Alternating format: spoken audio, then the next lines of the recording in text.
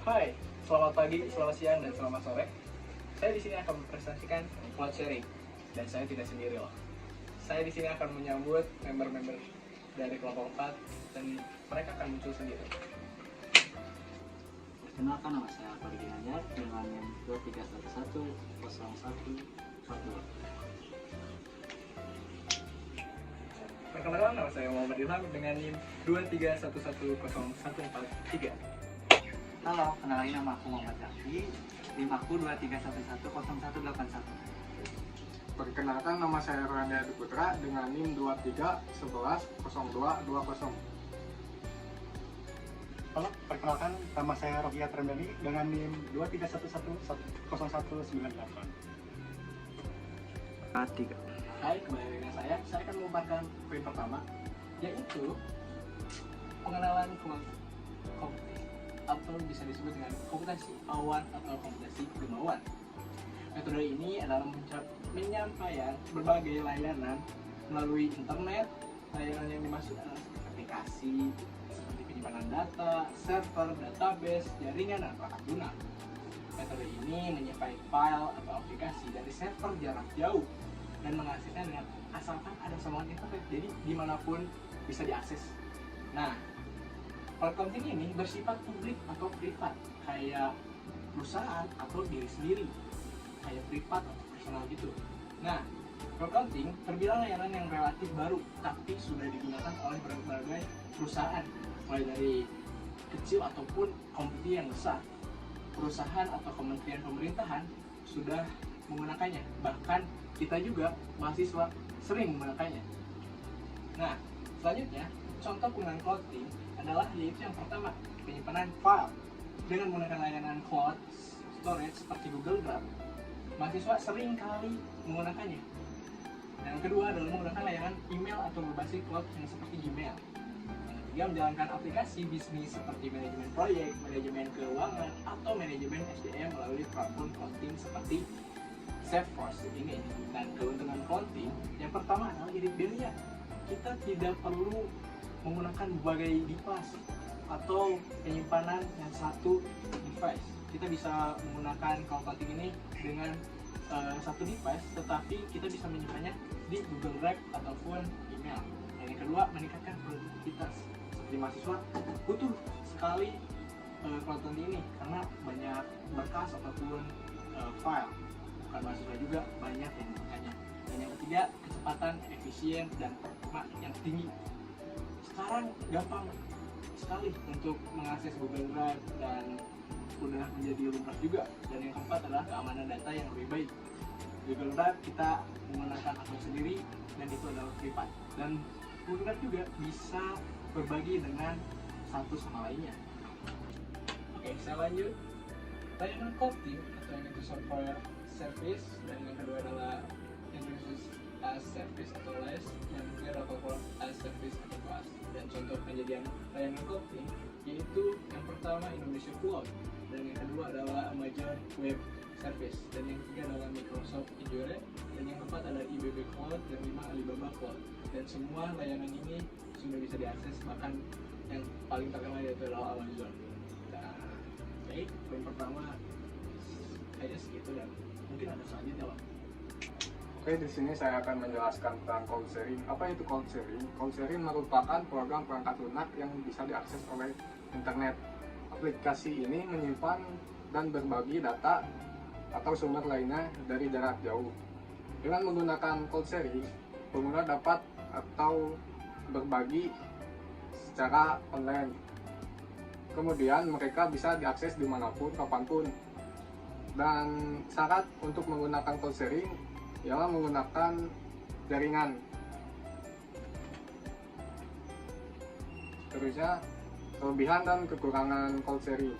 Kelebihannya adalah bisa diakses di mana saja, bisa berbagi sama siapapun, dapat berkolaborasi secara online, dan kekurangannya hanya tergantung terhadap internet. Halo, saya Muhammad Zafi. Saya di sini akan menjelaskan apa itu cloud collaboration.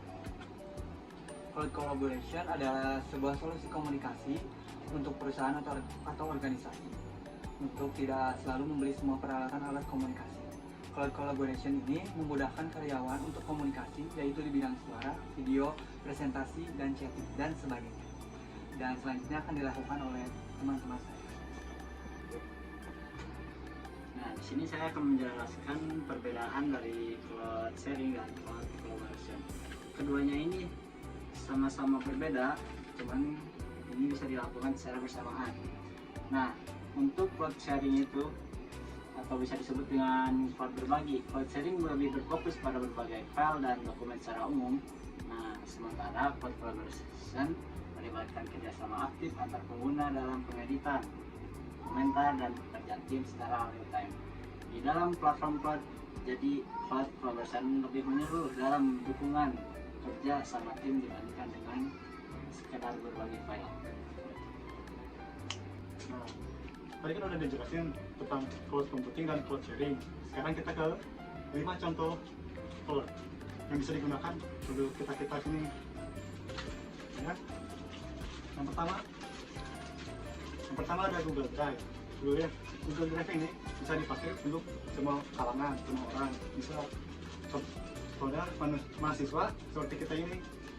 Nah, setelah kita mendaftarkan akun di Google Drive, kita akan mendapatkan 15 GB penyimpanan.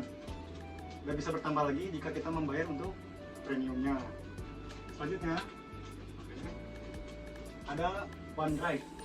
OneDrive ini sama kayak Google Drive, cuman biasanya dipakai untuk profesional perusahaan gitu yang kerjasama gitu.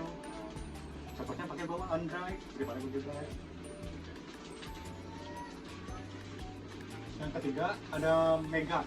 Mega adalah platform berbagai file cloud yang menawarkan penyimpanan gratis sebesar 20 GB. Ini juga terkenal dengan fitur keamanannya yang menyediakan enkripsi data ujung ke ujung. Selain itu, Mega ini banyak extensionnya di berbagai website. Oke. Yang keempat ada Dropbox. Dropbox menyediakan ruang penyimpanan cloud untuk file Anda. Dia menawarkan aplikasi desktop dan aplikasi seluler untuk memastikan semua file Anda sinkron dan mudah dijangkau. Dropbox memiliki antara muka atau tampilan yang sederhana, jadi enak digunakan oleh semua orang-orang.